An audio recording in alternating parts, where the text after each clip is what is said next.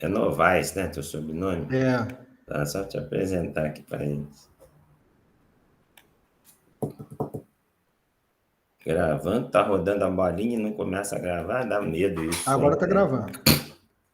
Já tá, já. Tá.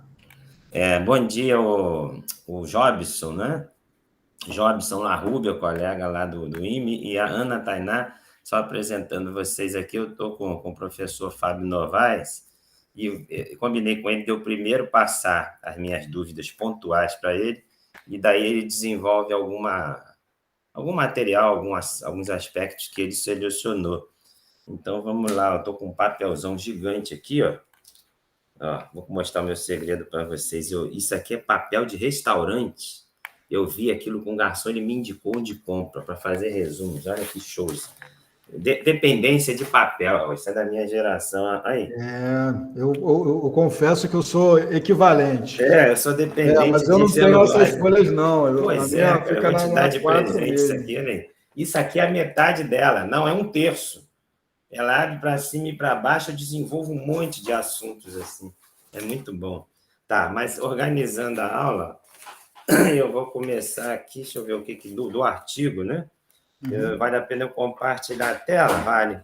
Vale Que sim. mais ou menos está na sequência lá do... Deixa eu compartilhar a tela aqui, ó. Tela inteira. Foi. Esse foi a tela aí. Foi. Vou botar no início, que o meu papel, o papelzão que eu te mostrei aqui, está na sequência desse material.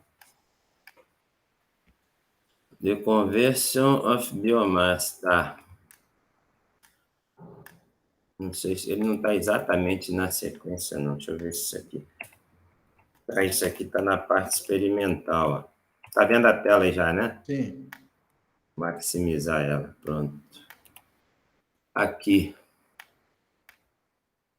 Aqui ele fala isso, tal. Sim, eu identifiquei, então, que ele faz... Tem duas grandes análises aí de cromatografia, né? A parte líquida, né? E a parte gasosa. A parte líquida, ele faz a análise pelo DIC, né? Ou feed o tempo todo. Deixa eu te corrigir já aqui. Pois não. Ele faz 4 análises. Uhum. Tá? A primeira é do óleo pirolítico. Sim. Depois, esse óleo é craqueado. Uhum. Também ele faz a análise daquele craqueamento com hidrogenação. Sim. E depois ele faz análise de compostos gasosos, Dos basicamente gasosos. inorgânicos. Tranquilo, Então, são 4 análises. Esse HPLC aí, não existe nenhum análise de HPLC de cromatografia líquida. Isso daí é o solvente É o viral solvente, HPLC. obrigado. Te agradeço. Isso era uma dúvida do Jobson. Ele me falou, eu fiquei na dúvida a princípio junto com ele. O que acontece é o seguinte, o HPLC, você vai ter alguns detectores extremamente sensíveis. Por exemplo, ultravioleta. Por exemplo, o que? Não ouvi direito. O detector por ultravioleta. Por ultravioleta, aham. Mas não é qualquer ultravioleta, é o DAD. Aham. Na verdade, o ultravioleta também. Tanto Entendi. o DAD, ele vai varrer numa faixa de comprimento de onda. Uhum. Você vai programar o equipamento e qual faixa de comprimento de onda você quer que ele faça essa varredura. Uhum. Ele vai pegar do ultravioleta mesmo, né, abaixo de 200, por exemplo, assim, acho que os equipamentos estão em torno de 160 em diante. Uhum. Tá? Então, vamos começar a leitura. Os equipamentos mais modernos, eles vão por aí. Os equipamentos um pouco mais antigos, 180, 190 em diante. 160 em diante o quê? Nanômetros. Nanômetros, tá. É onde ele começa a fazer a varredura. Exatamente. Tá? No espectro ali. Tô só E ele vai isso aqui. O DAD é o quê, cara? Eu me perdi na tua fala. O DAD é um detector de arranjos de diodos. Tá. É um tipo de detector da cromatografia. Líquida. Tá. Cromatografia líquida. Uhum. E aí o que acontece? Muitos solventes, eles não vão ser incolores ao DAD. Entendi. Tá entendendo? Entendi. É incolor para a gente. Água. Sim, vão ser perceptíveis, vão ser detectados no DAD. Exatamente. Então, o que eles fazem? Eles fazem solvente grau HPLC, né, ou grau espectro. Uhum. Estou São marcando aqui, tu tá vendo similares. eu marcar, né? Estou vendo. Aham, tá. Então, são graus similares de pureza. Sim. Ou seja, vai ter menos outras substâncias ali, carbonatos, menos sais que atrapalhariam. Ou então, mesmo, outros líquidos que acabam vindo nessa fração. Tá bom. Obrigado. Aham. Tá? Então, esse Aham. grau, esse HPLC grade, né, ou você vai encontrar HPLC ou vai encontrar espectro. Aham. Existem outros graus de pureza, por exemplo, grau CG. Uhum. Tá? É tudo no inglês, né? GC Sim. grade, que vai ser. Aham. Então, esse é o grau de pureza. É um dos graus mais puros que tem. Então, os solventes vão ser, assim, tão caro quanto, né? Aham. Quanto mais puro, mais caro vai ser o solvente. E aí ele continua aí, ó. Então, o hexano, grau HPLC, foi usado para dissolver as amostras, Aham. né? Com um blend. O que é um blend? O Um blend blend é é a uma mistura, mistura mas de 600 para um de quê? Quem é o de 600 aí? solvente para um de amostra. Pô, é bem diluída mesmo, tá? Eu fiquei com essa dúvida, tá? Por isso, cara, equipamento, olha que lindo isso. Que incrível, né? É lindo Aham. porque o equipamento é muito sensível. Caramba, eu fiquei Então, com se dúvida, eu você. achei muito alto isso, 600 para um, fiquei na quem é quem? Só pode ser o solvente. O Eu achei que era solvente é uma. muito diluído, né? Mas é isso mesmo, porque o Sim. equipamento é muito sensível. Aham. Então, olha quão sensível é o equipamento. Mais adiante, ele vai falar qual é a taxa de divisão de fluxo utilizado no injetor. Sim. Significa que eu não introduzi tudo para a coluna, mas uma Aham. fração do que foi introduzido no equipamento. Aham. Tá? Então, isso daí é uma diluição, exatamente. Aham. Você está falando já do texto mais para frente aqui. Esse daí, ó. Hum. Aí, o que acontece? Olha, ele fala aí, ó, the split ratio, né, a razão Aham. de divisão Sim. foi programada como 40 para 1. Essa era a minha próxima dúvida, tá? Uhum. Então, o que é esse 40 para 1? Imagine aqui um sistema de injeção, tá? Aham. E aí eu vou te pedir licença que eu vou... É aquela divisão do split less e do split, é Exatamente, isso? Tá. exatamente Mas aquela fica à divisão. vontade, segue aí. Tá? Eu me Então, o recordo que é disso. aquela divisão? Ah. Vou fazer um desenho, talvez fique mais. Eu posso apresentar no Claro, slide ou deve, colocar deve. no desenho. O que você Joga, acha eu tenho melhor? que sair da minha tela, não é isso? Para tu poder Sai apresentar. rapidinho. Aí eu Claro. apresento aqui na minha. Aham.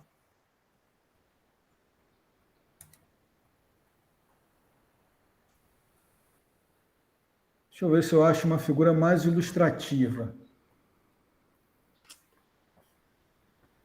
Essa aqui. Ó. Então, dá para ver bem? Sim. Existem 3 injetores que são os mais utilizados. Na verdade, existem uns 5 a 10, tá? Sim, sim. Mas existem 3 que estão em todos os livros. São os mais utilizados. Esse daqui é o mesmo. Só que ele vai ter um sistema que ele tem uma válvula de divisão de fluxo. Para o equipamento, imaginem que o equipamento ele enxerga, às vezes, fentograma. Deu para visualizar isso? É um nada, né? Sim, sim. Fentograma não é nada, é mas o equipamento pensamento. enxerga. Então, por isso que ele faz, te obriga, né? Na Recordando, fento é 10 a menos 15, é isso? É isso, né? O pico é 12, é isso mesmo? Fiquei com dúvida, tá. 10 a menos 15 graus. Cara, isso é um nada. Nada, é pensamento. É pensamento. Né? Você espirrou, o equipamento detecta. Menos, é bem menos, entendi. É celular isso, é mitocondrial, para homenagear o pessoal da farmácia aí, sim. Então, imagine isso aqui, ó, é o teu injetor, tá? Isso daqui, ó, é a seringa, o corpo dela. Isso daqui é a agulha da seringa, tá bom? Isso daqui é um injetor. O que esse injetor tem? Ele tem uma entrada aqui do gás carreador. Sim. Ele vai ter uma saída de purga do septo. Esse septo é esse negocinho azul. O que é o septo?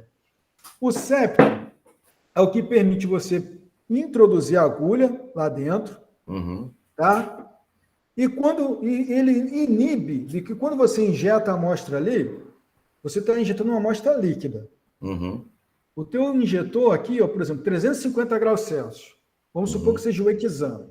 Sim. O hexano, 1 microlitro de hexano, né, líquido, equivale a praticamente 1 mililitro na forma gasosa.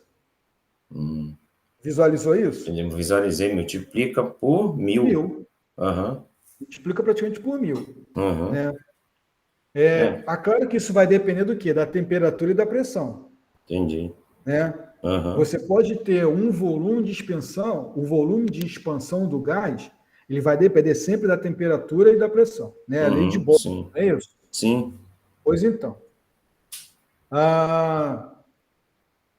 Conforme aumenta essa temperatura e pressão, esse volume vai ser alterado, pode ser maior ou menor.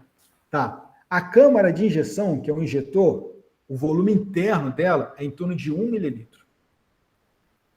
Eis uma razão inicial enorme para diluição, né? Exatamente. Uhum. Então já começa por aí. Tá? E aí, quando eu injeto lá o líquido, quando ele entra lá dentro, instantaneamente ele vai para a fase gasosa. Uhum. E isso, agora se visualize como molécula, você sendo introduzido lá dentro. Uhum. É uma explosão, Otávio. Sim, uma expansão súbita. Atômica. Exatamente. Uhum. É uma baita de uma explosão lá dentro. Uhum. E aí uma explosão, ela não vai numa única direção. Pelo contrário, cara, ela vai para todas as direções. Uhum. Concorda? Sim. Beleza. E vai, inclusive, para cima. Até mesmo para tentar para o interior da seringa. Vai para todo lado. Quer dizer, o septo vai ter que resistir a isso. O septo vai resistir a isso. Uhum. Tá? Hoje em dia, os septos são materiais bastante inertes. São polímeros, em maioria das vezes. São polímeros de silicone. Tá? Bastante inerte. E é interessante, cara, que a evolução é linda, né? Olha a evolução de silicone. Antigamente não existia luva de silicone para você pegar uma forma de um bolo, né, ou uma travessa de vidro de um forno. Não tinha. Verdade. Era tudo de quê? Era pano. Envolto de outro pano, né? E no laboratório a gente utilizava aquelas luvas, né, de amianto. Amianto, eu usei isso em forno de 500 graus. Né? Exatamente. Hoje existe o quê? Silicone. Sim. Existe luvas de tecido, algodão, tá entendendo? Revestida com a malha de lã de vidro, e a parte para dar aderência é o quê? É silicone. Show. Silicone que resiste ao quê? A alta temperatura. Incrível. Então, essa indústria foi aproveitada para poder fazer esse septo. São silicones que resistem a temperaturas altíssimas. Tá? Legal. E aí eu já te adianto, existe silicone de septo aqui, para 280 graus, para 300, para 350, para 450, para 550. Tá? Cada um dentro da sua especificidade. Tá? Quem determina isso? É a sua amostra. A sua amostra, a composição química dela que vai determinar quais são as variáveis que você tem que utilizar no seu equipamento. Tá? Então, a função do septo é evitar o retorno da amostra. A gente chama de backflush, retorno, né? O fluxo de volta.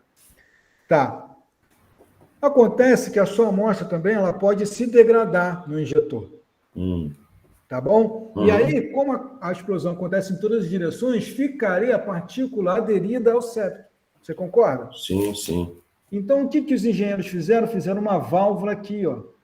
Tá vendo? Ó? Uma válvula direita aí, para aliviar essa extra pressão. Na verdade, não é para aliviar, é para limpar o septo continuamente. Tá. Ficar um fluxo de limpeza aí, né? Exatamente. Essa é a função dele. Ele é só para a direita, no caso? Aqui não, mas tem uma entrada à esquerda. A entrada é aqui, tá vendo? O entendi. Fica uma vazão constante da esquerda para a direita. Exatamente. Não tinha reparado isso. Entendi. Essa é a ideia. Então, foi engenhosamente feito dessa maneira, para realmente fazer a purga ali o tempo todo. Tá. A sua agulha da seringa, ela vai vir até... E esse fluxo aí funciona como um trap também, né? Fica levando tudo para fora, para a direita ali. Eu não vou chamar de trap porque você não captura nada. Entendi. O trap, né? Necessariamente é uma captura, entendi. Necessariamente é uma captura. Entendi. Aqui você não está capturando nada. É a limpeza, então, fica um fluxo limpando o tempo todo ali. O termo purga não está... é purge, né? Quer dizer um ladrão. Então é continuamente, é igual aquela cisterna, né? Mas a entrada não para de entrar ali, não, né? O fluxo não para, contínuo, não pode parar, não. Eu não sabia disso, não. É contínuo, tá?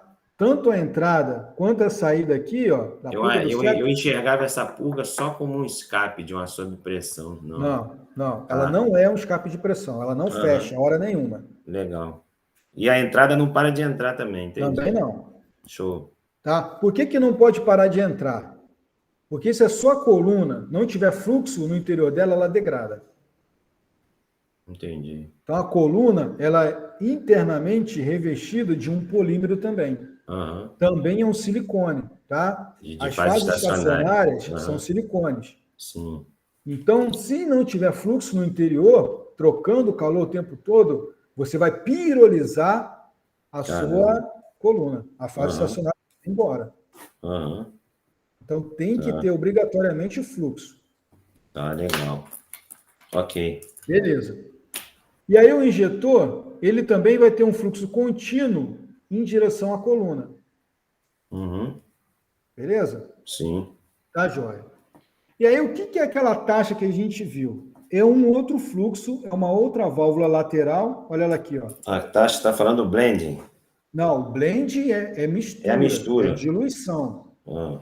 O blend, você pega a sua amostra, pega lá o balãozinho volumétrico, né? Tira uma alíquota. Não, o blend é o 600 para 1, confundi. Exato, o blend é o 600 para 1. O que eu estou falando aqui é aquele split ratio. Tá, o split ratio, tá. Isso, que é a razão de divisão. É o 40 para 1, entendi. É o 40 para 1. O que aquele cara faz? Ele faz uma outra diluição, no entanto, internamente, dentro da câmara de injeção. Quer dizer, o split rate vai ser dentro, hein? Vai ser aqui dentro. Tá. E aí, ele não usa a purga do septo para isso, não. Ele usa uma outra válvula que a gente chama válvula do divisor. Ou saída do divisor. Alguns vão falar pelo termo em inglês, split. Sim. Né? Então, no caso do artigo de vocês, eu tenho um split de 1 para 40. Ou seja, 40 partes do que foi introduzido está saindo pelo divisor, enquanto que uma parte está indo para o interior da coluna. Caramba, entendi. Uma para o interior da coluna, né? Ou seja, na verdade, isso é uma diluição da diluição, então. Exatamente. Incrível, entendi. Os 600 agora tu dividiu por 40 ainda. Exatamente. Tá bom, show.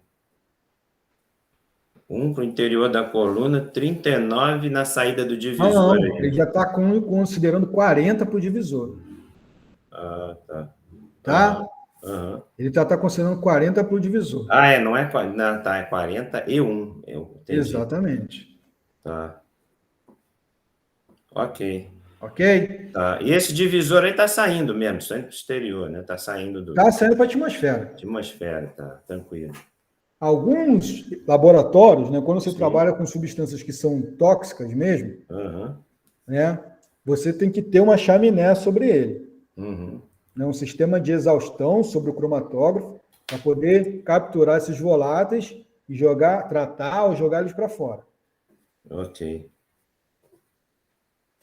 Então, olha só, se você olhar aqui para a figura, olha, ele faz um cálculo aqui, ó, 102 ml por minuto é o que está entrando, tá vendo?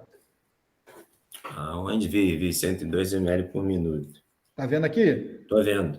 Ele está jogando 1 para a purga do septo, 1 para o interior da coluna e 100 na taxa de divisão. Pô, show, caramba. Então, no caso de vocês estão lá com... Eu não vi, eu não me lembro de cor, né? Eu posso até abrir aqui o artigo, qual é o fluxo para o interior da coluna. Mas vamos supor que seja de 1 ml. Tem aqui logo no início. O fluxo para o interior da coluna.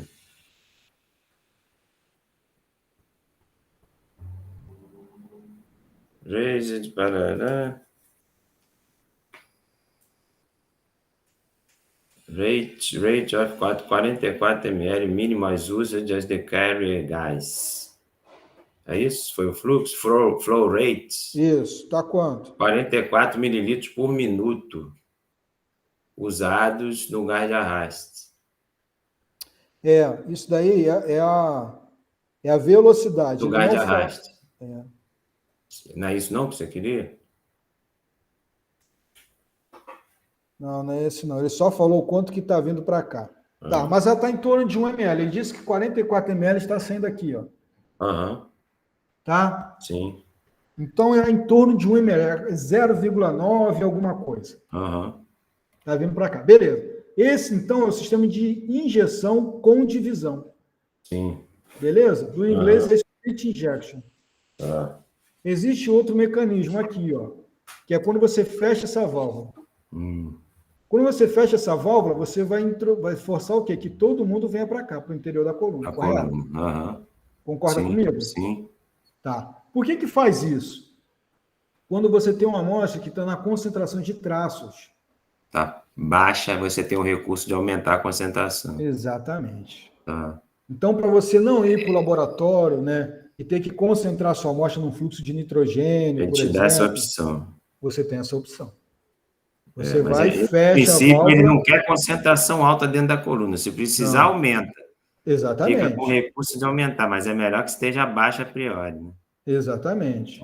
Então, assim, para uma amostra, vamos supor, que seus analistas têm uma concentração alta, você vai trabalhar com split. Agora, onde os seus analistas estão na concentração de traços, PPB. Sim. Cara, parte por bilhão. Porque o DIC, o FID, analisa PPB, não é isso? Todos eles se analisam.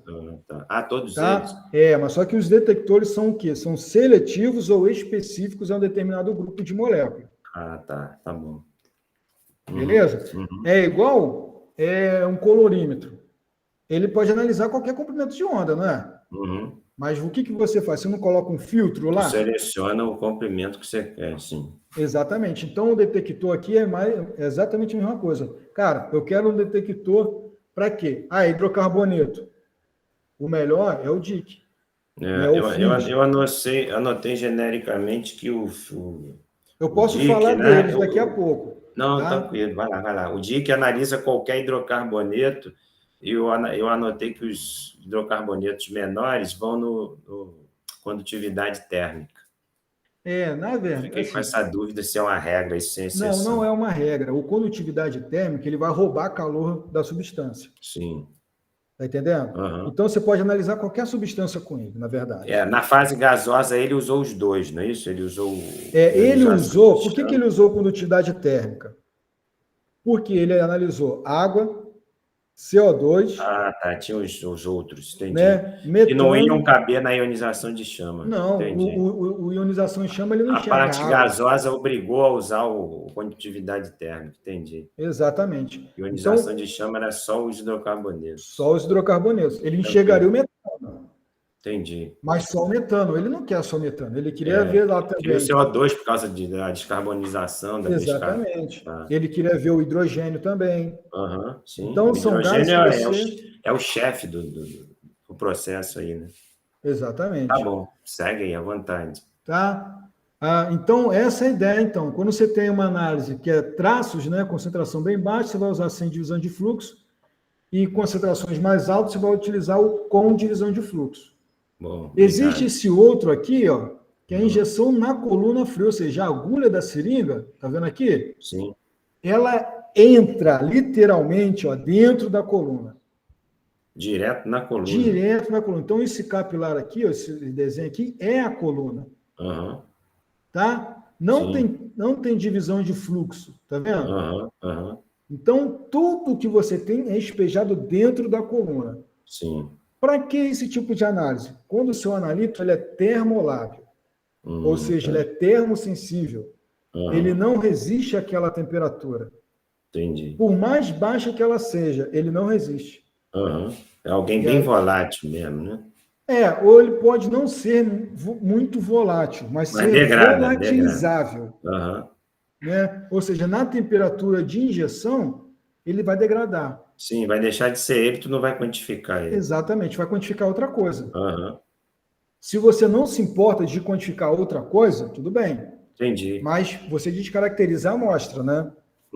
Então, aqui ó, é um exemplo disso. Ó. Tem uma substância que ela era assim. Tá entendendo? Mas quando você injeta ela num injetor desse tipo, com essa divisão de fluxo, ela simplesmente degrada isso daqui e vai virar só isso daqui, ó. Entendi. E aí o que se faz? Você tá aqui, a coluna, tá vendo? Isso aqui é a agulha da seringa. existe um guia, tá vendo? Nada mais é do que um afunilamento, né? Que vai fazer com que a agulha da seringa entra exatamente na coluna, senão vai bater para o lado e não vai entrar. Exatamente. Tá. É um guia, é um funil. Sim. Né? Então, são substâncias o quê? Que termolábeis, termossensíveis, que não resistem. Aí, o que você faz? Bom, aí tu vai falar, como é que esse cara vai ser analisado? Você vai usar uma rampa de temperatura ou então uma condição de isoterma que vaporiza esse cara, sem degradar ele. Entendi. Tá? Isso pode usar em qualquer tipo de detector, independente do detector. Qualquer tipo de detector. Tá? Quem determina isso é a sensibilidade térmica da amostra, no caso. Quem determina é o teu analito, né? Exatamente. Sim, o analito. É a sensibilidade térmica dele. Tá. Imagina que tá todo mundo, eu, você, né, a turma aí dentro na praia, Copacabana, tomando água de coco. Cara, vai dar 11 horas, vai ter gente que não vai aguentar ficar descalço, ele vai correr para areia, né? Sim. Tem gente que vai aguentar até meio-dia. Né? Outros aguentam até um pouquinho mais, ou seja, cada um tem essa condição, até o quanto cada um suporta. As substâncias é a mesma coisa. Tá. Tá, beleza? Ok. Isso existe para hidrocarboneto? Não muito, né? Hidrocarboneto, muito legal tu falar isso. Olha, eles são mais estáveis aí. São mais estáveis. Né? Os hidrocarbonetos, dentro daquela função. Os oxigenados é que sofrem com isso, né? Exatamente. Os halogenados sofrem da mais. Halogenados, entendi. Então, imagine o seguinte: hidrocarbonetos, dentro das funções orgânicas, são as mais inertes possíveis. Sim, sim. Não reagem com ninguém. Não é verdade? Hidrocarboneto não reage com ninguém. Eu falo para os alunos que é o parum affinis, em latim, é pouco afim. Exatamente. Acho linda essa definição. Né? É linda, tanto que a gente utiliza ela a parafina, né? Vem associada a esse aí, esse termo. Então, os hidrocarbonetos são os mais inertes. A gente aumenta, né? Quer dizer, a gente aumenta a reatividade quando a gente começa a colocar heteroátomo. Sim. Então, se você colocar uma hidroxila, o cara vai ficar mais polar, a pressão de vapor vai mudar, não é isso? Sim. Ele vai ficar menos volátil, ou seja, isso tudo vai mudando a natureza da molécula, vai ficando mais reativa. Aí tu mudou isso para um aldeído, mais reativo ainda, e também mais instável. Você concorda comigo? Sim. Um álcool ele é mais estável do que um aldeído. Sim. Aí, não, se não for aldeído, foi para cetona. Cetona já é mais estável do que aldeído. Vai piorando. Oxigenou, piora. Oxigenou, piora. Muito bem. A mesma coisa no nitrogênio. A amina são relativamente estáveis. A amida, nem tanto. Não é? Então, e por aí vai. Né? Você tem lá, no caso, você tem formação dos oxigenados, né? Você faz a hidrogenação para tirar um pouco desses caras. Sim. Mas você forma o que? Aromáticos. Sim. Os aromáticos são mais reativos do que os não aromáticos. Né? Eles vão ser também mais instáveis do que os não aromáticos. Por exemplo, poliaromático. A gente analisa por cromatografia gasosa, sim. Mas a partir de 4, 5, 6 membros, cara, é muito complicado, eles começam a degradar. Entendi. Por quê? Porque é muito planar. Né? A insaturação vai deixando as moléculas assim, o ciclo Xano, você tem aquela formação... Cadeira-bote. Cadeira-bote. Cara, você colocou uma insaturação, uma só, você já enrijeceu a estrutura. Já enrijeceu, ele fica duro, quebra fácil. Exato. Colocou 2, você só tem a formação cadeira. Né? Colocou 3, acabou, cara. É plana. Insaturou, estragou. Estragou. Aí se você coloca mais um anel, aí, cara, ele não resiste. Entendi. Tá entendendo? Aí eles vão degradando. Então, por isso também, que se faz na indústria? Ela vai quebrando. Faz uma pirólise e vai quebrando. E se você hidrogenar, você vai formando hidrocarbonetos de cadeia maiores. Né? Então, você está vendo que está tudo associado, né? E é lindo, né? Bonito. Ainda no sistema de injeção, você tem os gases que você trabalha. Né? Quem é que define esses gases?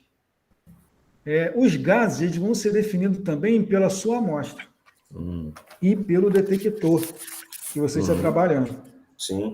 Então, poxa, eu quero detectar hidrogênio. Eu não posso utilizar o hidrogênio como gás de arraste. Claro. Né? Eu tenho pelo menos 3 gases aqui, ó. Nitrogênio, hélio e hidrogênio. Isso aqui é a curva de Van Dieter. O que ele fez? Ele variou velocidades, tá? E monitorou a eficiência de separação entre 2 picos nessas diferentes velocidades para cada gás desse. Beleza? Então, repara o seguinte, ó, isso aqui é o nitrogênio. Esse R é a resolução cromatográfica. Quando ela está 1, significa que eu consegui separar os caras. Tá? O ideal é um número de 1,5. Significa que eu estou 100% separado. Na verdade, 98,8. Separando que caras? Os da amostra, analitos? 2 picos. 2 picos. Qualquer, tá? 2 picos qualquer. Está generalizando. Generalizando mesmo. Então, imagina aqui, ó, nitrogênio, o hélio e o hidrogênio. Então, eu consegui aqui, ó, tá vendo? A separação, mais ou menos. Né? Aqui já melhorou com o hélio. E com o hidrogênio foi melhor ainda. Você está vendo? Sim. Eu posso quantificar isso... Na ordem aí, da esquerda para a direita, nitrogênio, hélio e hidrogênio, isso? Hidrogênio. Hidrogênio à direita. Hidrogênio. Tá. Gás hidrogênio. É o que mais separa. É o que mais separa. Por quê? Imagine o nitrogênio. Cara, cada nitrogênio tem 14 prótons lá dentro, certo? 2 nitrogênios, 28. Não é uma bagunça, entendi. Cara, o volume molecular disso, 28, ó, uma bola de futebol. O hélio. Já diminui bastante. Né? Caramba, cara, você saiu de 28 para 2. E o hidrogênio é o pequenininho, né? O hidrogênio é interessante, o hidrogênio também é um gás. O hidrogênio, entendi. O hidrogênio é um gás, ele também vai ter 2 prótons ali, você concorda? Sim. Mas o hidrogênio, eu não sei por que razão, ele ainda é um pouco menor do que o hélio. Entendi. Boa pergunta. Tá? Aí agora você imagina outra coisa. Imagina você tá lá no show de uma banda que você gosta, você pula na galera. Certo? A galera vai te segurando, né? E te transportando ali. Sim. Eu consigo colocar poucos nitrogênios te transportando, você concorda comigo? Por causa do volume. Eu consigo colocar hidrogênios e hélio mais ou menos igual. Tá entendendo? Ou seja, a superfície de contato, né, eu consigo colocar muito mais moléculas te carregando ao longo da coluna capilar, por exemplo. Se for o hidrogênio. Se for o hidrogênio. Entendi. Por isso que ele vai ter capacidade de separação, uma capacidade de separação melhor. Tá? E isso tudo tem a ver em outros, assim, traduzindo para química, né? Porque eu não posso falar isso, né? Você está no show, não posso falar isso. Né? O que é isso? É o coeficiente de difusão do soluto, do teu analito, dentro desses gases. Legal. Tá entendendo? Eu tenho um coeficiente de difusão. O que é o coeficiente de difusão? Difusão, imagina você na praia, no mar, a onda vem e difunde por você, ela passa por você, correto? Né? Esses gases... Você chamou de coeficiente, estou anotando, você chamou de coeficiente de difusão do analito. Do analito sobre o gás. Obrigado. Tá. Porque, na verdade, o gás ele vai envolver, né? Se envolver ao redor do analito. E vai carrear ele. Entendi. Tranquilo. Show. Show? Tá. Agora, o que é muito importante é a pureza desse gás, porque a gente já viu, né? O detector, às vezes, enxerga fentograma. Cara, se for um gás impuro... Vai me confundir tudo. Vai aparecer um monte de pico lá e tu vai pensar que aquilo é teu analito e não é nada. Sim. É sujeira. Então, ele tem que estar muito puro. O ideal, o recomendado, tá? O que ele usou com 5 aí, o 5.0 que chama, né? Tem 5 noves. 5.0. Mas eu vou te falar, esse daqui é 4.0, né? Só tem 4 noves. Tá. O 5.0 eu uso, mas existem alguns equipamentos que vão usar o 5.0. Mas estou te falando que no texto eu acho que está o 5.0. Não, está 3. São 3 noves depois da vírgula. 3 noves, só conta os 9 depois da vírgula? Só depois da vírgula. Eu pensei que era o total, claro, só faz sentido depois da vírgula. Só depois da vírgula. Bobagem, entendi. Tá? Claro, entendi. Só depois da vírgula. Aquele que está lá é o dos mais impuros que tem. Mais impuros, que tem o 4,5, que é 999, 3 noves e o 5, não é isso? O 4,5 é 99,4 noves. 4 noves e o 5. E o 5. O 5,0 tem 5 noves depois da vírgula. Exatamente. Tá bom, eu confundi isso, ok. Tá? Em que caso você usa o 5,0, que é o ultra puro? Você só vai usar ele basicamente razão isotópica. Entendi. Espectrômetro de massas com razão isotópica. Isso os 5 zeros? É. Em diante. É o 5,0. Tem o 6,0 também. Tem, né? Então, razão isotópica, realmente você precisa de um gás muito puro. Entendeu? Você entende por que na razão isotópica, cara, o isótopo do carbono é 1%, não é? Tem o C12 e o C13, né? E tem o C14 também. Tem o C14. A gente faz isso para identificar petróleo nos sempre, para fazer caracterização de petróleo. O C13 né, é 1% que tem na natureza. Entendi. Tá. Então, imagina essas diluições que a gente já faz. E o 14 é menos ainda? 14 é menos ainda. Tá. Entendi. Tá bom. Então, assim, você tem que ter um equipamento muito sensível, né, para poder enxergar isso. Por isso que a gente precisa de um gás muito puro. Tá. Agora, uma coisa aqui, ó, que é bom você olhar aqui, ó, na apresentação é o seguinte, ó. Os gases são escolhidos de acordo com o detector. Tá? Eu posso utilizar hidrogênio e hélio, condutividade térmica, o DIC, que é o detector por ionização em chama, o NPD, que é o detector sensível a nitrogênio e fósforo, e também o espectrômetro de massas. Eu posso usar hidrogênio e hélio para todos esses. Condutividade térmica, eu posso até utilizar o hélio e o hidrogênio, mas em geral a gente utiliza nitrogênio.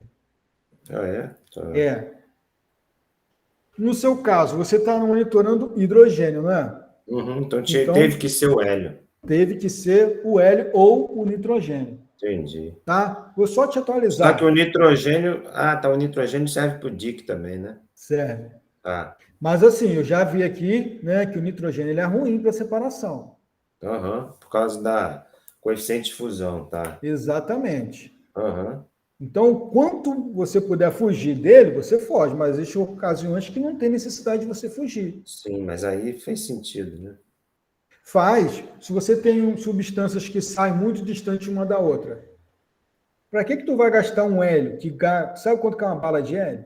R$3.000. Entendi. Sabe quanto que é uma bala de hidrogênio? Uns R$500. O cara puder usar o hidrogênio. E sabe quanto que está uma bala de nitrogênio? Bem menos. Pô, R$250. Outra coisa, eu posso ter um gerador de nitrogênio. Pô, nitrogênio é 78% da atmosfera. Tem só 78%. Né? Só isso. Não é? Você paga um gerador de nitrogênio, coloca um filtro em linha. Cara, você não precisa de gastar dinheiro mais nunca. Entendi. Só fazer a manutenção do seu gerador e trocar o filtro de vez em quando. Legal. Boa. Tá? Fechou as minhas dúvidas. Eu ia te perguntar sobre isso. Beleza? Então, ó, o custo é muito alto. Tá? Por que a gente não costuma usar hidrogênio no massas? Porque o hidrogênio é um gás inflamável, não é? Ele entra em combustão. E no massa a gente passa uma corrente de elétrons, tá entendendo? Que pode funcionar como uma centelha. Vai tudo pelos ares. Aí o que a indústria está fazendo? A indústria já entendeu que o hélio vai acabar, ou vai ficar cada vez mais caro. Há uns 10 anos atrás, a gente comprava hélio por 800 Mas por que vai acabar? Porque as reservas de hélio vêm do Canadá lá para cima. E está ficando cada vez mais escasso. É mesmo? Então só tem essa reserva. Porque os gases nobres, quem tem em torno, perto de 1%, é 0,8%, sei lá, é o argônio. É o argônio. Os outros são todos raros mesmo. O hélio começa a ser raro, né? 2 R's. Exatamente. Entendi. E aí está acabando as reservas. Então, hoje, uma bala de hélio, 3.000, a gente aqui no departamento pagou por R$3.400 uma bala. É muito dinheiro, cara. Entendi. Tem que ir no sol, dinheiro. né? Oi? Vou fazer uma captação solar, que ele produz hélio todo dia, tipo, de importar do sol. Tô de sacanagem. O sol, a fusão, produz hélio o dia inteiro, tem fartura de hélio, né? Então, qual é a solução que a indústria está Tem encontrando? um reator de fusão aqui, mas ninguém sabe fazer, não adianta. Não adianta nada. E outro, o perigo, né? Sim. E o perigo. Se hidrogênio já é perigoso, as pessoas fogem de trabalhar, imagine fazer fusão de hidrogênio para produzir hélio. É só isso que o sol faz para a gente. O que mais? Então, o que acontece? As indústrias hoje, eu estou te falando só para falar, tá? Isso aí não vai te acrescentar em nada na apresentação. Não, mas acrescenta para a gente. Eles estão construindo por eletrólise, né, hidrogênio. Então, você não compra mais bala de hélio, você usa hidrogênio e colocaram uma bomba de ultravácuo na saída do detector. Eletrólise de hidrogênio, tranquilo, mas você está falando no site do detector de quê? Do massas, que aí você não tem acúmulo de hidrogênio. Voltando a falar do massas, que aí você pode usar o hidrogênio como gás carreador e não acumular hidrogênio dentro do massas. Exatamente, aí você pode usar o hidrogênio como gás de arrasto. Que interessante, entendi. Tá? Essa bomba é uma turbina de avião minúscula. Entendi. Tá? Ela tira 300 litros por minuto. Caramba, entendi. Beleza? Então, um gerador desse... E claro, não deve jogar isso fora, né? Guarda esse hidrogênio em algum lugar. Cara, não sei, né? Eu não sei. Não é bom guardar nunca, né? Também. Eu não sei se ele recircula. Se recircula, faz sentido. Eu não sei como é que é o equipamento, mas na verdade... Passar em alguns filtros e recircular ele. Na verdade, ele joga ele para a atmosfera mesmo. Deve ser. Eu tenho uma bomba, não tenho uma bomba dessa aqui comigo, eu tenho uma bomba de uma capacidade menor, de 70 litros por minuto. Mas ela joga para a atmosfera. Não tem que estocar hidrogênio, não. Não pode estocar, não. Deus me livre. Tá? Então, isso aqui é um apanhado geral aí dos gases, né? Por que você utiliza o outro. Matou minhas dúvidas todas aí, eu ia te perguntar. E do sistema de injeção. Quer voltar lá para o texto? Quero voltar. Deixa eu aproveitar aqui que eu estou com a página aberta. Deixa eu ver o que eu não te pergunto. Tu já matou um monte de dúvidas aqui da página que eu estou. Em relação ao comprimento das colunas, o tempo todo foram 30 metros, o que caracteriza a coluna capilar. É isso mesmo? Só uma dúvida conceitual. Não, isso está errado. Está errado? Não, mas é 30 metros, né? Mas não garante que é capilar. Não, tem capilar de 50 centímetros e tem capilar de 200 metros. O que define o capilar é o diâmetro, então. Exatamente. Tá. E aí o diâmetro foi de 0,25 milímetros. Isso é capilar? Entendi. Mas não é pelo comprimento. Não. Tá. O capilar necessariamente é o diâmetro. Deixa eu te mostrar uma outra coisa aqui, ó. O mecanismo de separação. Então, o que acontece? Você tem isso aqui é uma figura mais ou menos do equipamento. Sim. Sisteminha, né? Você tem uma fonte de gás, uma tubulação que vai entrar para dentro do equipamento. Você tem o injetor, que nós acabamos de ver com essa divisão de fluxo. Você tem o forno do equipamento. Sim. Aqui vai estar a coluna, seja ela empacotada ou capilar. E a saída dela no detector, tá? E aqui o transdutor do sinal. Sim. Que vai converter esse sinal químico em sinal elétrico. E aí, beleza. O forno, ele tem duas condições de trabalho. Ou ele trabalha com temperatura constante, do início ao fim, tá? Ou ele vai trabalhar com uma programação de temperatura. Que é a rampa, né? Que são as rampas. Ou os gradientes de temperatura. Sim. Tá? Isso é só em relação ao forno. Em relação à coluna, pode ser empacotada ou capilar, tem a ver com as dimensões dela, comprimento, diâmetro e espessura de filme da fase estacionária. A natureza das fases estacionárias existe diversas, tá? Dependendo da natureza, você vai também ter diferentes mecanismos de separação, tá? E aí a separação é físico-química, né? Pressão de vapor, que é essa resistência térmica que o analito tem, que a gente teria, por exemplo, de estar na praia, né? Quanto tempo a gente resiste para depois começar a correr em direção ao mar. O analito é a mesma coisa. Então, é diferença de pressão de vapor e seletividade química. E a seletividade química ela vai estar baseada no quê? Nos heteroátomos presentes. Sim. Também no grau de insaturação que vai ter, ou seja, de ligação dupla e tripla. Né? O tipo de ligação e o número de ligações. Sim. Outra coisa vai ser o arranjo da molécula. Por exemplo, ela é alifática, é cíclica, é ramificada. Isso tudo, né, vai influenciar tanto na diferença de pressão de vapor quanto na seletividade química. Concorda? Tá. Sim. Beleza. E aí, a partir disso tudo, você vai fazer a escolha da coluna que você deseja. Tá bom? Tá.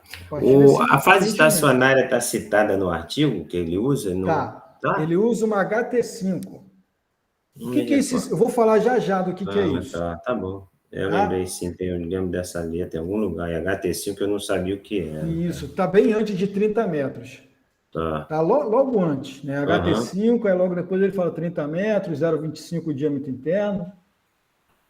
Beleza. Então aqui, ó, isso aqui é uma figura de uma coluna capilar, isso aqui é uma figura do forno do cromatógrafo. Então aqui eu tenho a entrada, né, do sistema de injeção, a coluna entrando aqui, tá vendo? Sim. E aqui ela saindo no sistema de detecção. O forno, ele tem uma hélice de ventilador. Aqui em volta ele vai ter uma resistência, que é igual uma resistência de chuveiro. Esse forno aí para esquentar a coluna, obviamente. Exatamente. É isso? Sim. Aí ele trabalha nos dois mecanismos, né? O isoterma. O que é isoterma? O tempo todo naquela temperatura. Sim, o arranjo. E aí o que acontece? Isso aqui é uma mistura de hidrocarbonetos, tá? Ela está indo do C8 até C15. Na verdade, tem mais. Só que a gente cortou o cromatograma para você não ver. É exatamente o exemplo nosso aí do artigo. É nessa faixa. E aí, ó, o C8 e o C9 estão saindo com picos simétricos, ou seja, né, você olha um lado e o outro, os lados são iguais. Tem simetria entre eles, concorda? Sim. Conforme eu vou aumentando o número de carbono, a molécula vai ficando o quê? Mais densa. Né? A resistência a migrar para a fase gasosa vai ficando o quê? Maior. Então, se ele fica maior, ele fica mais tempo na fase estacionária, você concorda? Sim, pressão de vapor menor. Exatamente. E aí, o que vai acontecer? Ele vai se acomodando. Aí ele vai diminuindo a altura e aumentando o quê? A largura do pico. Fez sentido? Sim. Quanto mais eu aumento esse número de carbonos, isso vai acontecendo cada vez mais. Tá vendo? Sim. Vai diminuindo a altura e vai aumentando a largura. Tá? Beleza. E aí, cara, obviamente... Aumento do tempo de retenção também, né? Vai aumentar, porque quanto mais tempo ele interage com a coluna, mais aí tempo a ideia de dar uma aumentadinha na temperatura para botar ele para correr, né? Exatamente. Se eu aumento a temperatura aqui, ele ficou uma isoterma de 150, tá vendo? Se eu aumento a minha temperatura agora, começo com 50, olha, eu melhoro a separação dos compostos iniciais, tá? Aqui, ó, aqui é o C8, né? O C6 e o C7 estavam saindo todos juntos. Entendi. E aqui, ó, se eu começo, em vez de começar a 150, começa a 50, eu separo o C6 do C7. Separo também do C8, do C9. E aí ele faz essa rampa de forma constante, ou seja, vai aumentar 8 graus Celsius por minuto. É uma taxa constante. Sim. E olha que interessante aqui, Otávio. A minha distância entre os picos é idêntica. Constante, entendi. Por isso, né, que eu tenho o quê? Uma separação equidistante dentro de uma série homóloga de compostos. Show. O que é uma série homóloga? O homo, né, é igual... CH3 a mais. Exatamente, é só um CH3 a mais. Você vai ver isso sempre. Tá? Se eu tenho uma série homóloga de hidrocarbonetos, uma série homóloga de álcool, de aldeído, de ácido graxo, de cetona, o que for, é uma série homóloga, vai sair sempre equidistante. Legal. Dentro de uma taxa... Agora, se eu variar aqui, aí vai bagunçar. Né? Mas se eu manter constante, vai sair sempre equidistante. Tá, beleza? Obrigado. Então, assim, ó, ele é preferível, né, você trabalhar com uma programação de temperatura, porque reduz a largura dos picos. Você está vendo aqui, ó, olha aqui, ó. Eu vou aumentando, né? Aqui não, a ideia vai reduzindo a largura dos picos, né? A temperatura e o tempo de eluição vão ficando cada vez menores. Concorda? Achou. E aí você aumenta também o quê? A sensibilidade na hora de detectar. Uhum. Porque os picos vão ficando aqui, ó, cada vez mais finos, né? E a altura vai aumentando. Isso é ótimo. Sim. Porque o que é sensibilidade? Não é a razão, né, da altura do pico sobre o ruído da linha de base? Uhum. H sobre R, entendi. Ou aumenta a sensibilidade do método. Uhum. Tá? Tá. Beleza. Deixa eu aproveitar isso aí, cara, que era a minha dúvida sobre rampa. Tu já falou da rampa, né, de temperatura. Mas eu separando os 3 momentos aí de processo, né, que é a pirólise em si, depois o hidroprocessamento do óleo, depois o hidrocraqueamento e isomerização, né, são os 3 momentos, a quarta amostra é a gasosa, você resumiu no início, mas nesses 3, né, na pirólise, no hidroprocessamento e no hidrocraqueamento e isomerização, eu observei os valores de rampa, né? E todas elas começam a 35 graus, e aí tem velocidades que diferem ao tempo, né? De aquecimento, tantos graus Celsius por minuto, tem uma pequena diferença delas, e eu fiquei ligado na temperatura final. O primeiro deles, o óleo pirolítico, termina em 270, ou seja, vai de 35 a 270 a rampa. Bate bem com a faixa do querosene, com combustível de avião, que seria em torno de 70 a 300. Então, ele começa um pouco antes de 70, com 35, e termina antes de 300, com 270, né? E aí, depois aumentou, isso no 35 a 270 é o óleo pirolítico. No hidroprocessamento, ele vai do 35 a 280, ele aumenta um pouquinho mais, tá? Aí, o que eu achava? Que no terceiro caso, ele ia um pouquinho além de 280. E aí, no terceiro caso, ele foi dos mesmos 35 a 200 só. Eu não consegui ver nenhuma lógica nisso. O que acontece é o seguinte, o primeiro é um óleo bruto, você concorda? Sim. O óleo bruto, ele vai ter também uma fração de mais pesada. Vai ter tudo ali, ele então ele tudo tem que na dar pirólise. muita energia para esse cara sair todo mundo da coluna. Ou seja, as rampas têm uma velocidade de aquecimento maior no primeiro. Não, eles vão uma temperatura final maior. Final maior, não tem a ver com o aumento da velocidade, não. Entendi. É a temperatura final maior. Conforme ele vai craqueando, ele vai quebrando essas substâncias que são maiores também. Aí não precisa ir a tão altas. Exatamente. Tá. Aí ele preserva a coluna.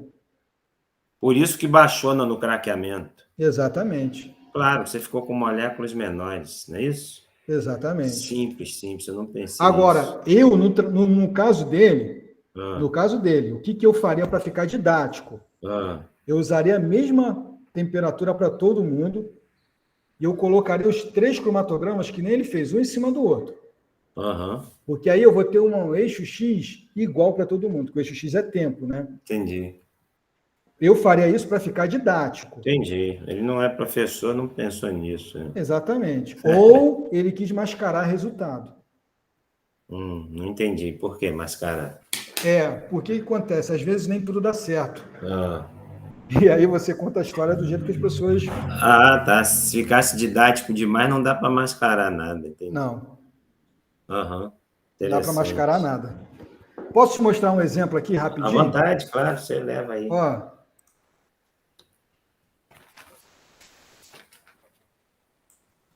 Isso aqui é um artigo meu, eu até uso nas minhas aulas. Eu fiz uma reação que eu peguei o óleo de café. O óleo? O óleo bruto de café. O óleo bruto? Óleo bruto.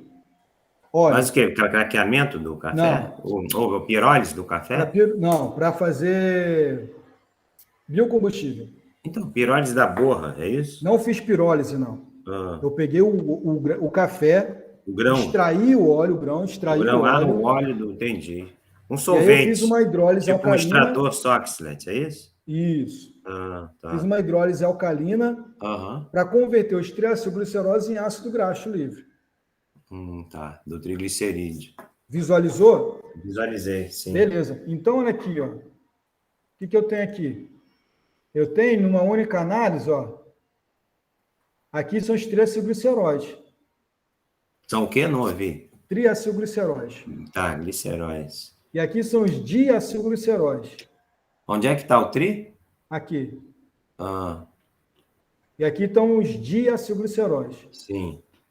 Depois da reação aqui, ó, eu comprovei, tá vendo?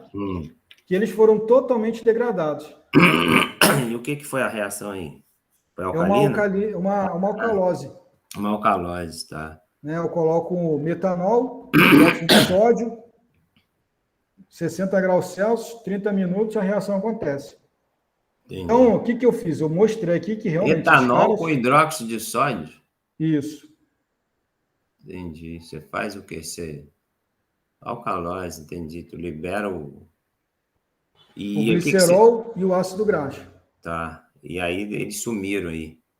Eles somem aqui, ó. Ácido Aham. graxo livre não tinha nada, tá vendo? Entendi. Olha como é que ficou no final. Foram Aham. produzidos. Então, eu, no lugar dele, eu contaria uma história assim.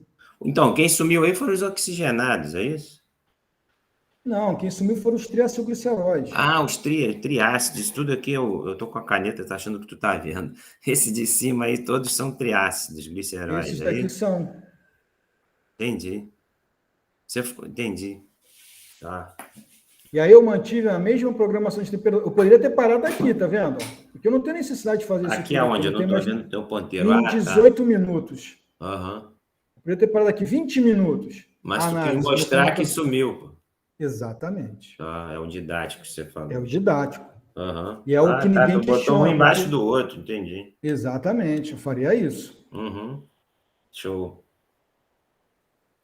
Ok. Beleza? Aham. Você quer seguir aí? Quero. Então, a rampa de temperatura é feita dessa para isso, né? Para você Fechou. acelerar a eluição das substâncias que ficariam teoricamente retidas na coluna. Aham. Você diminui o tempo de análise, né, e aumenta a sensibilidade do seu método. Sim. Você pode trabalhar com as duas na mesma análise. Ou seja, ter uma rampa, né, e também ter uma isoterma. Então, se você olhar aqui, ó, eu tenho uma isoterma aqui, ó. A isoterma primeiro, a rampa depois. Eu tenho uma isoterma, porque quando que eu tenho um, quando que eu tenho outro? Se eu tenho picos que ficam muito próximos um do outro, ou então que coeluem, eu quero separar eles. Sim. E aí, se eu der muita energia, né, com uma rampa, não separa. Eles saem juntos. Então, o que eu faço? Eu faço uma isoterma. Sim. E aí eu separo eles. Aham. E aí, ó, aqui, ó, olha só, consegui separar todo mundo, tá vendo? Sim. Depois eu faço a rampa. Por quê? Porque os picos estão bem longe um do outro. Aham. Resumindo, isso é um detalhe, um indicador para a rampa é os picos estarem longe. Exatamente. Até porque demanda mais tempo de análise. Exatamente. Que nem aqui, ó, vou voltar no slide anterior. Olha só como é que estão longe. Aham. Um está saindo aqui em aproximadamente 18 minutos. O outro pico sai em 30. Aham. Tempo é dinheiro, né? Sim, o cara vai fazer o quê nesse meio aí? Pô, vai fazer o quê? Então, olha aqui, ó, em 30 minutos, aqui, 95 minutos estava saindo C15. Aham. Olha aqui na programação de temperatura, o C15 sai em 20 minutos, ou seja, ele saiu de 95 minutos para 15 minutos. Tu ganhou 1 hora. Ganhou. E ele conseguiu ver outros hidrocarbonetos, ó, até o C21, que nesse método dele aqui não veria. Ele ia ficar a semana inteira aí analisando, entendi. Show. Aí imagine você compra uma bala de hélio, paga R$3.400. E o gás de racha, o fluxo está indo, né? Está indo. A vazão está indo. Está indo. É um gasto vai gigante. gastar R$3.400 para fazer uma análise. A gente vai descobrir um pico no final. Entendi. Muito bom. Beleza? Está justificada a rampa aí. Então, agora, eu não aconselharia você falar sobre, porque você só tem 20 minutos. Não, isso é uma discussão grande do grupo. O que a gente tem que destacar aí? Pode falar assim uma... Vai, fala aí. O que eu destacaria? Aquela figura 1 e 2, que você não fala nada nos seus vídeos. Figura 1 e 2? É do artigo. Bom, peraí, eu acho que eu separei elas aqui. Você quer me mostrar elas? Eu tenho aqui, ó. Peraí, deixa eu compartilhar aqui, isso é o que eu estou pensando. Compartilhar agora. A figura 1 e 2 é como se fosse uma visão do todo, né?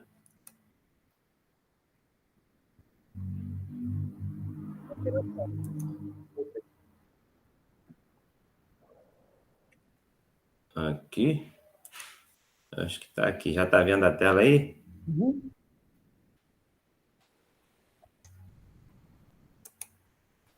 Isso aí, isso aí. É isso. Ué, não entendi, eu fui para outro, pô.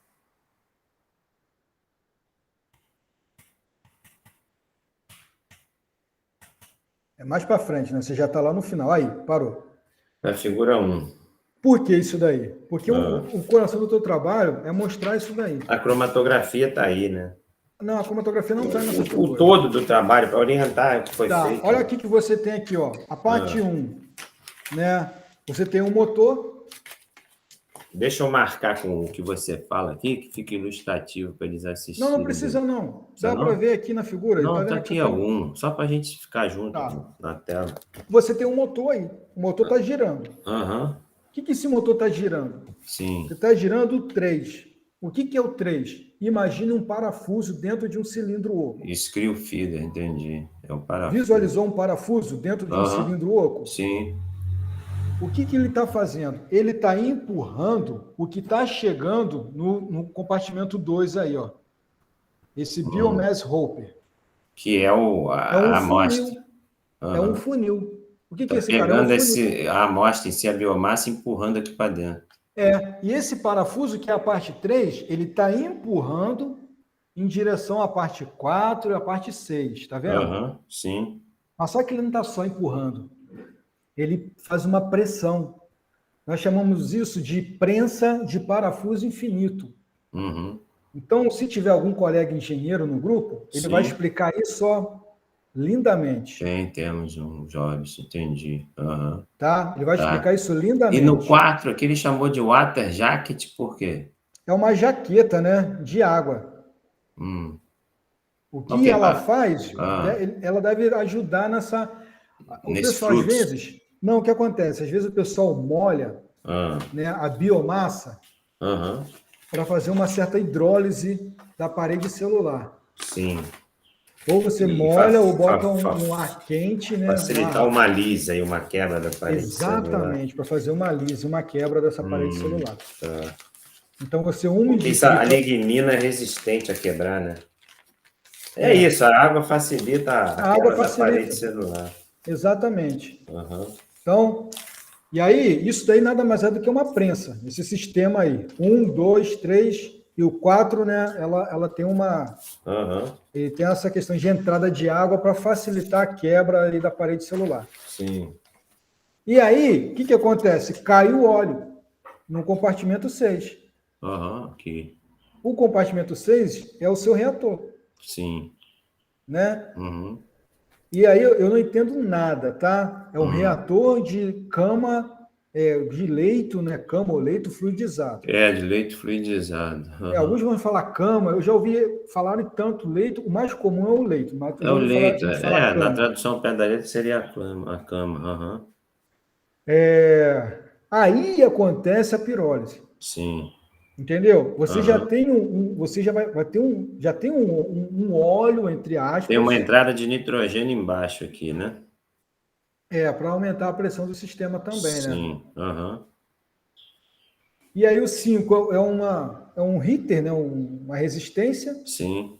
E vai levar isso a 300 e poucos graus, né? Ele fez até a figura 5, se eu não me engano, ele tem lá 5 condições de temperatura diferentes.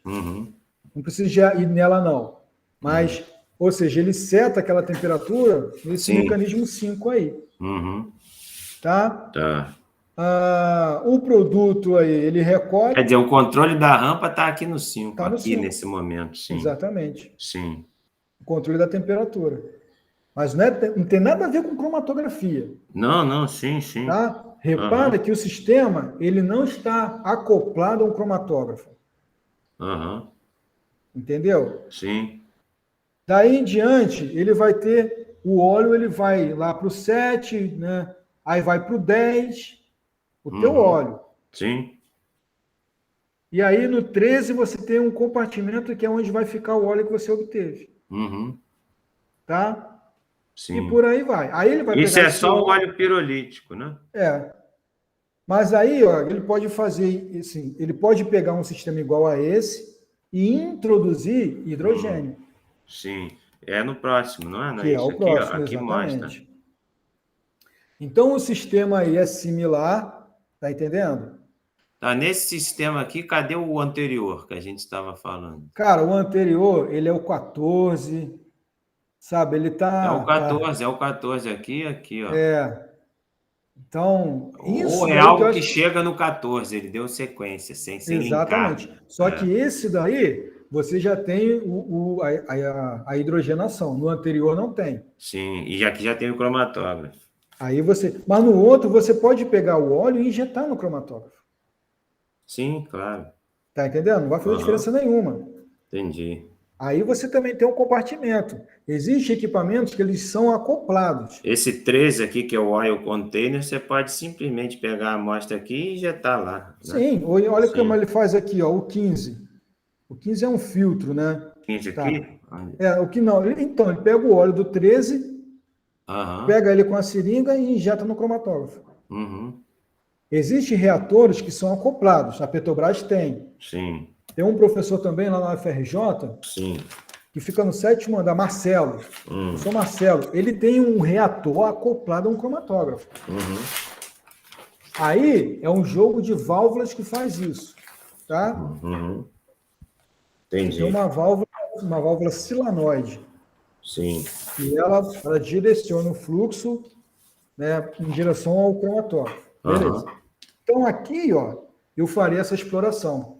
Tá. Em qual número? Tu tá falando dessa tela ainda? Tô falando dessa tela que você está aí. Em qual número que você tá? Me perdi. Ó, você pode mostrar, você pode comentar que o cara utilizou essas duas plantas. Né? A primeira só para botar o óleo.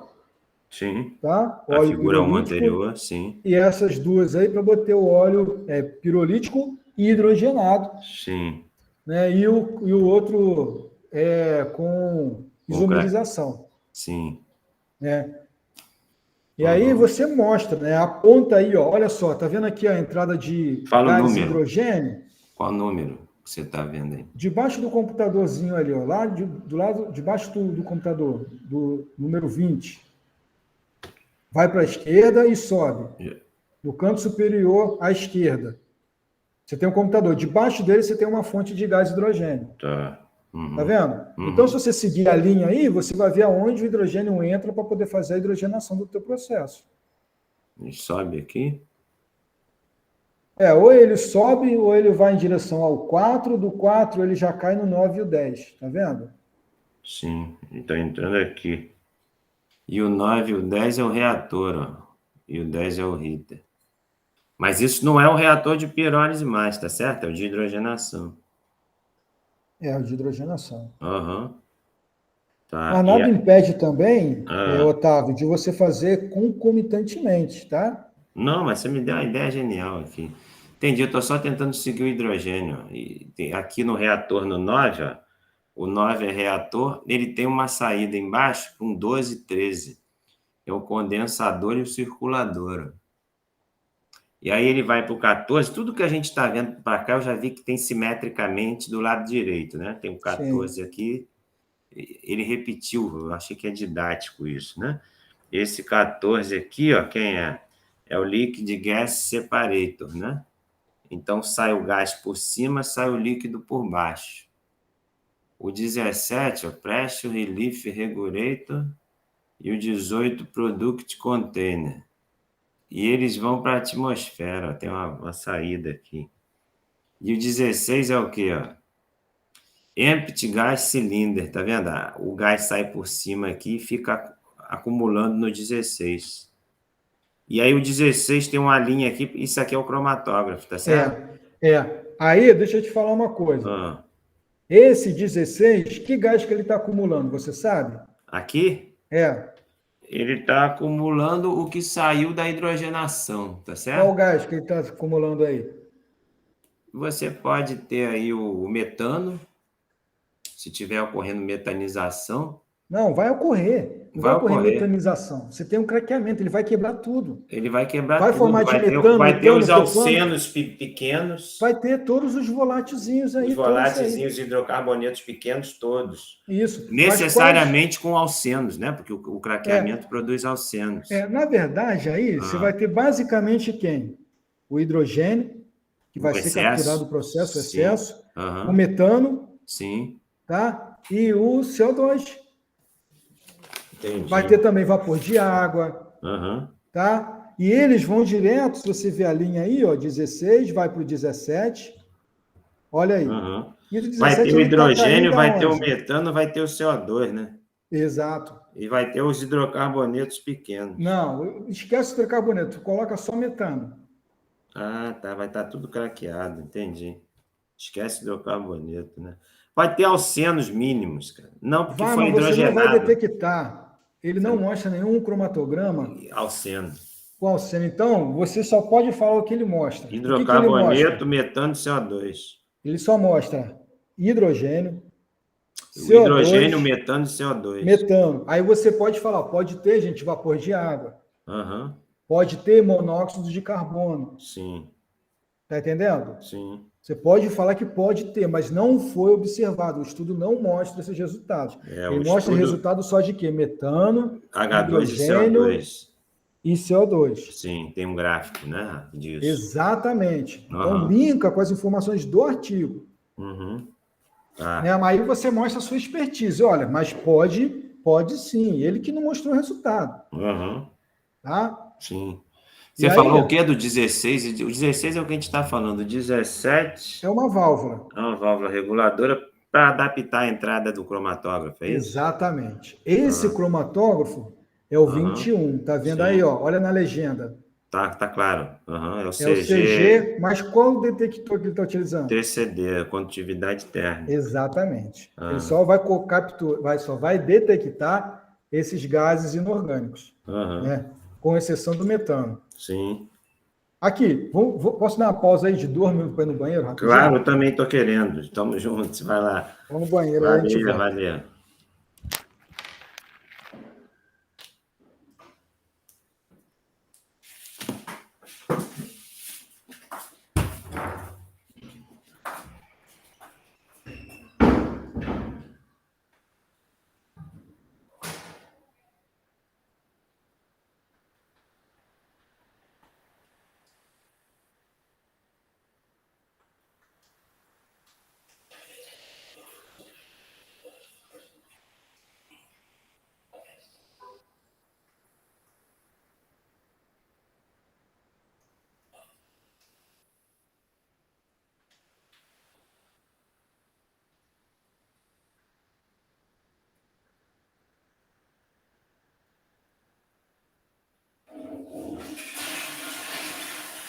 Ah, meu amor.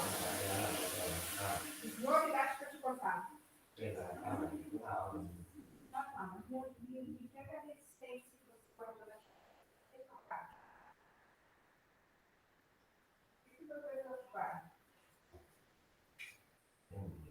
Vai ter que comprar outro. Então tá aqui na gaveta, amor.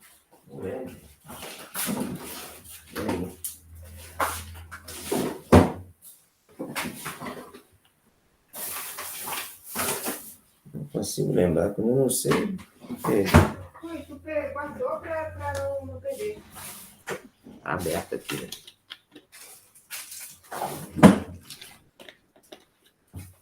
Encosta aí. Alô?